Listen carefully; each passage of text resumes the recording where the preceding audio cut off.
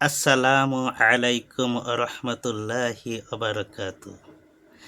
সম্মানিত মোহতারম, হজরত আনাস রাজিয়াল্লাহু তাআলা আনহু থেকে বর্ণিত, নবী করিম সাল্লাল্লাহু আলাইহি ওয়াসাল্লাম বলেছেন যে আল্লাহ রাব্বুল আলামিন বলেন, হে আদম সন্তান, যতদিন তুমি আমাকে ডাকবে এবং আমার নিকট ক্ষমার আশা রাখবে, আমি তোমাকে ক্ষমা করব।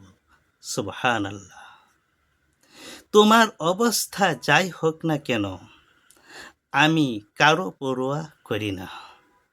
হে আদম সন্তান, তোমার গুনাহ যদি আকাশ পর্যন্ত পৌঁছে, অতঃপর তুমি আমার নিকট ক্ষমা চাও, আমি তোমাকে ক্ষমা করে দিব।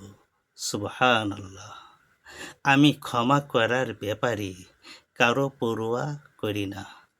হে আদম সন্তান, তুমি যদি পৃথিবী পরিমাণ গুনাহ নিয়ে আমার নিকট, আমার দরবারে উপস্থিত হও এবং আমার সাথে শরিক না করো, আমার সামনে আসো, আমি পৃথিবীর সমান ক্ষমা নিয়ে তোমার কাছে উপস্থিত হব। সুবহানাল্লাহ।